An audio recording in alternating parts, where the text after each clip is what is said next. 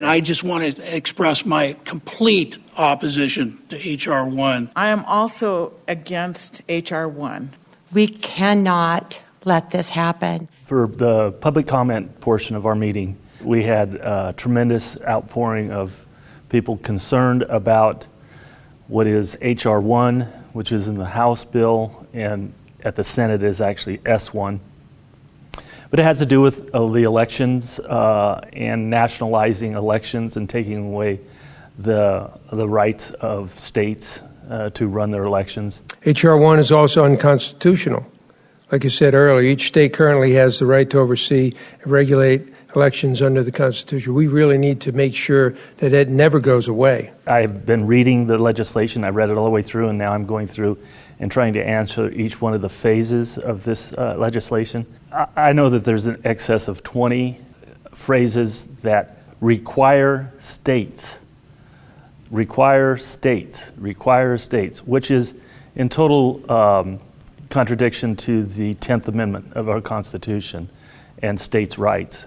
I am absolutely appalled that this country, that the United States House of Representatives would propose and pass a law, H.R.1, which would federalize elections. Words have meanings, and I think that as you read the Constitution, and if you understand the English language, that the federal government is really exceeding kind of their role in our society, and it bothers me. I started reading this bill, and the only word I could come up with was ludicrous. It will remove all the elections processes away from local governments, states and counties and cities. It will all become 100% federally regulated. And I'll be real honest with you, the governments have a hard time doing anything. You need to leave it to the locals to come up with their system of voting and what they see is the best process for their state. The House has passed it.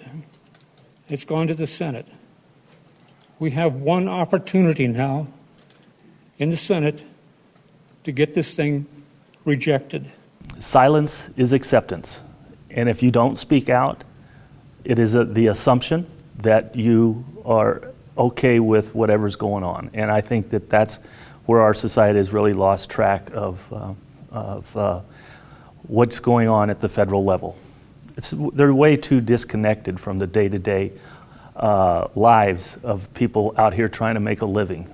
Will you intervene for the people of Pinal County and peaceful protesters of the country and do your level best to speak some sense to our senators? I am preparing a letter, I personally, Steve Miller, to send to our two senators in disagreement on asking them to vote no on S1 when it comes to a vote at the Senate.